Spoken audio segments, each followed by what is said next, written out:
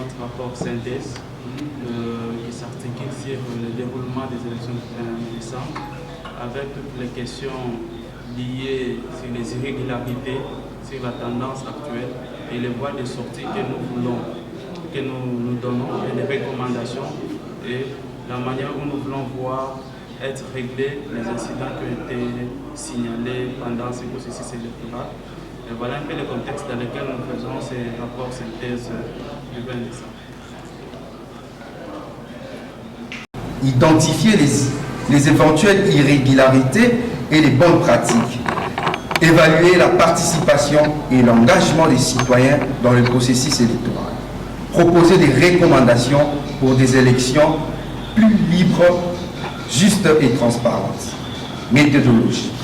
La méthodologie adoptée pour ces rapports repose sur une couverture de 40% des bureaux de vote dans les provinces. Déroulement de la journée électorale. La journée électorale a été marquée par plusieurs incidents qui n'ont pas marqué d'attirer notre attention. Nous avons noté que la majorité des bureaux de vote ont ouvert dans les délais et que la participation des électeurs a témoigné d'un engouement populaire significatif. Cependant, des problèmes logistiques et techniques ont été rencontrés, ce qui a traversé le bon déroulement du processus électoral dans certains cas. Irrégularités observées. Nous avons constaté des irrégularités telles que l'implication de certains candidats députés et agents de la CENI dans des activités suspectes. Les irrégularités ont été documentées et feront l'objet de notre campagne devant le cours des tribunaux. Résultats préliminaires et tendances. La compilation des résultats des bureaux de vote que nous avons couverts indique des tendances favorisant un candidat, bien que nous avons des statistiques et des pourcentages de vote. Nous insistons sur le fait que les indicateurs ou les indices ne sont pas de nature à remettre en cause l'ordre d'arrivée des candidats pour les élections présidentielles. Conclusion et recommandations. En conclusion, bien que les irrégularités aient été observées, celles-ci ne semblent pas avoir perturbé l'ordre d'arrivée, en particulier dans les circonscriptions électorales présidentielles qui s'étendent sur l'ensemble du territoire national. Nous recommandons que les personnes lésées apportent leur contentieux devant le cours des tribunaux compétents. Nous appelons à une sanction rapide, équitable, pour les agents de la CENI cités dans les indices ou incidents, afin de renforcer la confiance dans le processus électoral. Enfin, nous exhortons le peuple congolais à sauvegarder la paix et à éviter tout discours susceptible de perturber la paix sociale. Il est essentiel de maintenir un climat de sérénité pour assurer la légitimité du processus électoral et la stabilité du pays. Nous restons engagés dans notre mission d'observation et continuerons à suivre de près les déroulements du processus électoral jusqu'à son aboutissement. Fait à Kinshasa, le 29 décembre 2023, les signatures des représentants des organisations de jeunes, mouvements citoyens dans les tableaux qui suivent. Merci. Monsieur Luc, vous êtes activiste du société civile Presse République. Vous venez de donner un point de presse. Est-ce que vous pouvez nous dire de quoi est-ce que les questions que vous venez de faire du déroulement des élections du 20 décembre 2023? Vous le constatez, nous venons de faire un rapport synthèse. Ce rapport a été pris rédigé et a recueilli les différentes activités qui se sont passées le jour du 20 décembre. Et en considération de cela, le rapport a noté quelques éléments. Ces éléments sont partis de la journée, comment elle s'est déroulée. On note que la journée, elle s'est déroulée dans le cadre dans certains endroits du pays et on a enregistré quelques cas d'irrégularité, que nous appelons incidents, dans certains coins du pays. Et ces incidents, nous notons généralement qu'il y a eu 2 cas des incidents qui ont eu une tendance à perturber les élections au niveau législatif. Et cela implique les agents de la CENI et certains candidats députés qui ont été cités dans certains incidents. Et un autre élément du rapport que nous avons présenté, c'est que la compilation de ce rapport prouve dans une grande partie qu'un des candidats a eu beaucoup de voix et il est classé à un niveau aussi important que les autres membres des autres candidats. Et les conclusions que nous avons tirées de cette journée, c'est qu'on considère que les élections qui se sont passées et les incidents, ces incidents avec la circonscription électorale du président de la République qui est l'étendue nationale du pays, nous considérons que ces incidents n'ont pas vraiment une nature à remettre en cause donc l'élection du président de la République par rapport à son étendue. Nous sommes en face de 55 000 bureaux de vote. Et ces incidents que nous avons cités, pour lesquels nous allons aller devant les cours et tribunaux, ce sont des incidents qui touchent plus des candidats et nous voulons que pour que ces processus soient encore plus légitimés, on a besoin qu'il y ait des sanctions, qu'on puisse sanctionner toutes les personnes citées dans les incidents et donc nous procédons de vidéos et quelques documentations que nous allons apporter devant les cours et tribunaux. Et au-delà de ça, nous pensons qu'aujourd'hui, le peuple congolais a besoin de garder la paix sociale pour que l'on permette à la CENI, à qui nous demandons de publier les résultats dans le respect de la loi, que cela aussi puisse se faire dans les calmes parce que la population attend ardemment ces résultats parce que nous avons vu qu'il y a eu vraiment l'engouement le jour du vote. Et pour reconnaître les efforts de la population qui a voté, on a besoin aussi des résultats qui reflètent la réalité de ce qui s'est passé. C'est comme ça que nous avons salué en passant toutes les autres missions qui ont travaillé pour la surveillance ou l'observation, la CENCO, comme les essais, Simochel et tous les autres, les missions régionales qui ont aussi contribué à cela. On considère aujourd'hui que le pays a vraiment besoin de paix et que les élections ne sont pas de nature à mettre le pays dans le fait, parce qu'après ce cycle, nous savons qu'il y aura un autre cycle. Tous les candidats qui pensent qu'ils sont lésés, ils doivent aller devant le Cour constitutionnel, mais la population doit savoir que nous avons besoin de la paix sociale pour que ça puisse nous permettre encore qu'on puisse reconstruire le Congo. Et les Congolais doivent savoir qu'on n'a que le Congo. Et pour tous ceux qui aiment le Congo doivent savoir qu'on doit aider tout celui qui a des discours de violence à comprendre qu'il faut la paix maintenant pour régler chaque chose. Que direz-vous des opposants qui sont en train d'organiser des manifestations pour boycotter les élections, soit qu'on puisse réorganiser encore les élections pour eux, il y a eu un hold-up électoral? Vous savez que généralement dans notre pays, l'opposition a un droit pour elle d'aller devant les cours et tribunaux, de s'exprimer quand elle n'est pas contente d'une situation. Mais nous considérons que comme le cadre légal aujourd'hui prévoit que dès qu'il y a des contestations, il y a des endroits bien précis où on peut aller se plaindre. Nous pensons que le conseil actuel que nous puissions donner à l'opposition, c'est d'aller devant les cours des tribunaux. Cela va donner encore plus du poids et ça va prouver que nos opposants seront des respectueux des lois dès qu'ils seront au pouvoir ou bien dès qu'ils auront l'occasion de diriger les pays. Donc aller dans l'encontre de cela, je crois que ce n'est pas une bonne image pour les pays à l'interne et même pour leur personnalité aussi à l'extérieur du pays. Merci beaucoup. Ici, il est question de pouvoir faire un bilan objectif, dans le sens où il y a eu un taux de participation très important des citoyens congolais qui ont exprimé une volonté sans précédent de pouvoir répondre à ce devoir civil. Qui, selon le rapport, ce taux de participation est estimé à 97%. 97% des Congolaises et Congolais étaient ces jours-là devant les bureaux de vote pour pouvoir répondre à ce devoir.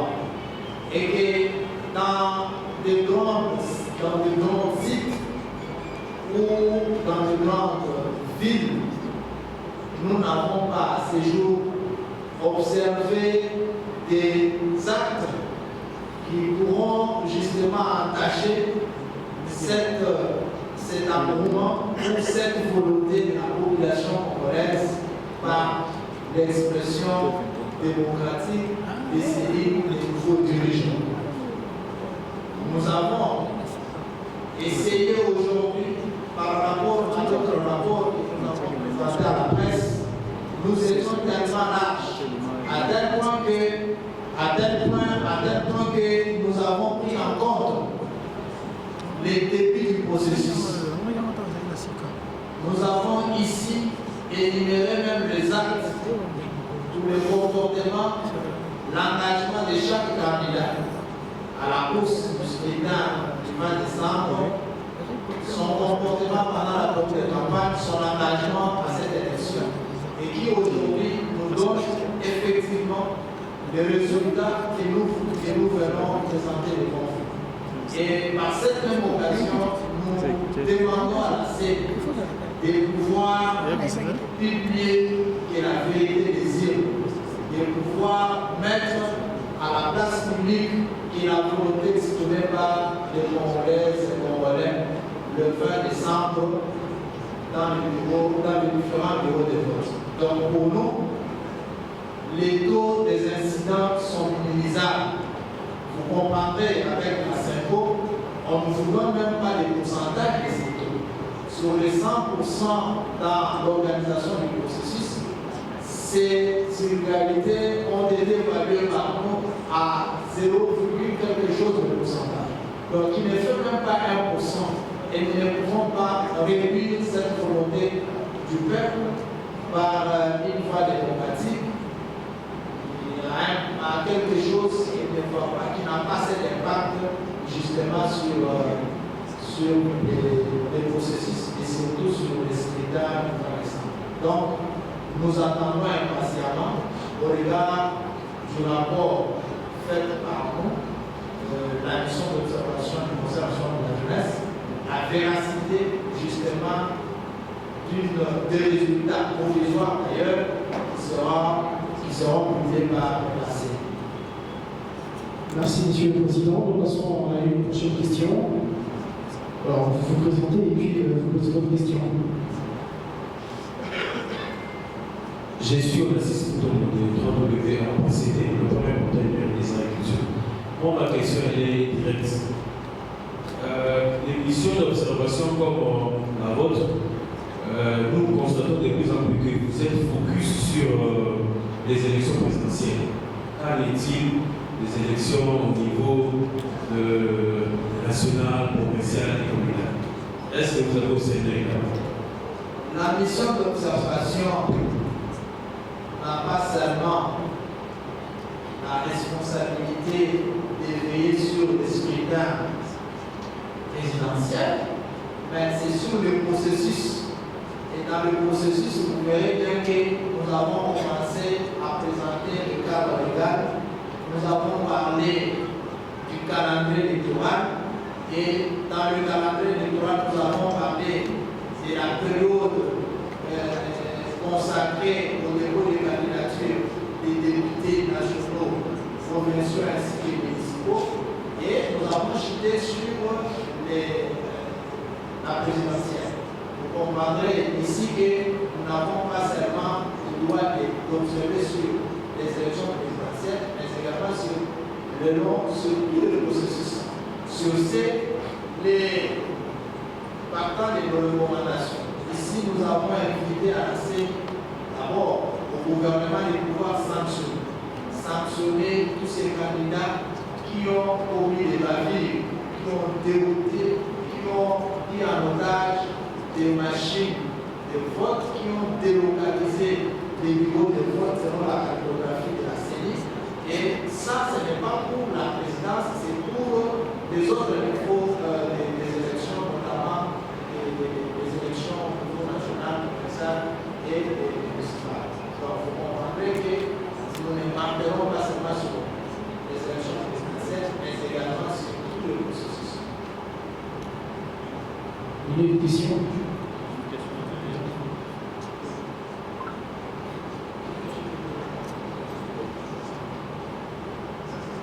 Merci, monsieur le brave Makanoa, Boulou Kimane. Depuis les années là, madame, rapport, il y a une mission d'observation électorale Saint-Gilles. Mais la pourcentage de précis. Déjà, c'est nous, après le précis, la pourcentage partiel, ils ont tracé déjà un baccalauréat de futur, nous avons côté. Et au sein de la première ligne, parce que je m'appelle d'accord. Comment on observe au stade, à la fin, pas annuler l'élection pour organiser la fraude électorale à l'outrance. Merci beaucoup. Merci beaucoup. L'avance des alliés pour tout le monde, on a aussi pour répondre à l'opposition dans les conditions à RFI. On va aller pour le balabala. Tout candidat au bazali frustré, bazali pour le droit à Bango, Yaboloba. Donc, qui au témoin au bâtiment.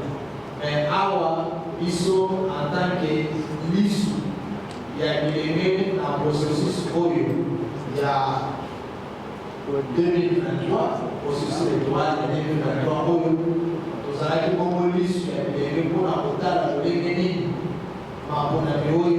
Ezali akati na koza organiser awa tozali na devoir moko ya rendre compte na population na biso d'une manière générale et en particulier na bilenge na biso na mosala oyo biso en mission d'observation ya bilenge tosali na elongo na bilenge oyo bazalaki bongo lokola baobservateur annulation ya baélection biso en tant que mission d'observation à délégué, nous allons comprendre la team à la côté.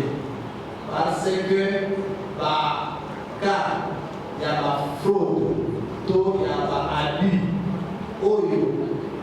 l'opposition va aller pour la question. Les alliés que biso peut relever dans le rapport de la mission. Mais nous allons mesurer le pourcentage sur l'impact, il y a un processus immobilier. Donc, on peut consommer par cas isolé, en retour à Yon en tant que journaliste. Dans la ville, on est il y a un pays dans l'issue, où on voit qu'on connaît par cas il où on continue vraiment pour annuler la scrutaire, l'élection de décembre. Donc, les alliés, on va isoler tout le temps pour le bébé. Quand les animaux déploiement avec la difficulté, il y a la machine de vote, donc il y a l'équipement pour que ça a été mon collègue en Bonani, par les voies qui étaient au Bonani. Donc, le bébé, ça a été par bureau et été fait par la Bonne en état. Et puis, tout le monde a équipé, tout le bébé a par comportement, au déguisé, selon son comportement civil. D'une part, les documents ainsi que l'affichage des résultats. La retransmission des données électorales à l'équipe cadre a été faite grâce aux essais du 29 juin 2022, relever l'absence de la compilation et de la traçabilité des résultats, les déficits de transparence des opérations de vote, la confusion sur le vote électronique, les dysfonctionnements de la Commission électorale nationale indépendante et j'en passe. Elle a été adoptée par les deux chambres du Parlement, Assemblée nationale et Sénat, et promulguée par le chef de l'État. Elle n'a pas fait l'objet d'attaques en inconstitutionnalité devant la Cour constitutionnelle. Elle a pris en compte les régimes juridiques d'observateurs, articulataires de la CENI, tant à Kinshasa que dans le 1 76 317 électeurs. Aux Congolaises et Congolais de s'approprier des acquis du processus électoral dans la mesure où les scrutins du 20 décembre ont traduit la conscience collective à la Commission nationale indépendante, à la Commission électorale nationale indépendante, organiser le recrutement, la sélection et l'affectation des agents électoraux en tenant compte des critères. Congolais et Congolais et aussi assez. Et donc, c'est parmi la presse. S'il y a des questions à poser pour, une fois de plus, éclairer la lanterne, vous avez